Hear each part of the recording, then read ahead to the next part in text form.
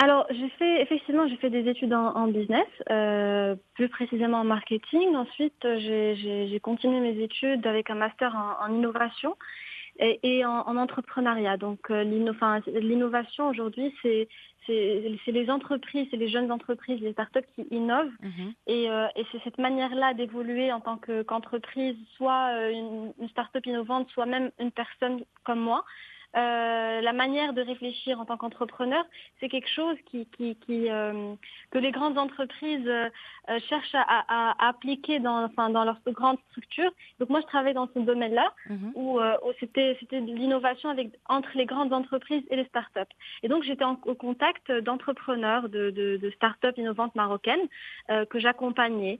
Donc déjà, le fait d'accompagner des entrepreneurs, c'était inspirant pour moi. Mhm. Mais j'étais toujours la personne qui accompagnait l'entrepreneur. J'étais pas l'entrepreneur ça a un peu nourri cette envie d'être entrepreneur, si tu veux. Donc déjà, c'est venu de là. Mhm. Et à un moment donné, c'est vrai que je me suis jamais vraiment bien sentie dans un milieu entre guillemets d'entreprise un peu corporate. Donc j'ai voulu essayer autre chose. Je me suis dit on est jeune, il faut essayer des choses. Donc j'ai quitté mon travail et j'ai commencé à essayer pas mal de choses, d'essayer de réfléchir à des idées, de voir voilà qu'est-ce que je sais faire, qu'est-ce que j'aime faire, etc.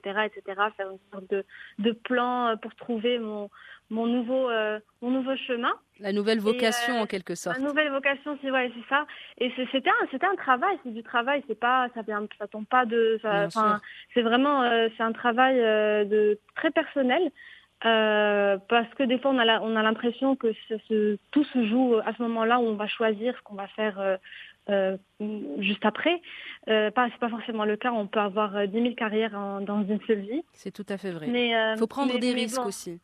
c'est ça, c'est ça. Donc j'avais, oui, mais bon, j'avais quand même beaucoup réfléchi à ce que je voulais faire. Et parmi les choses qui me tenaient énormément à cœur, mais je savais que j'allais devenir entrepreneur. Je savais que je voulais commencer quelque chose.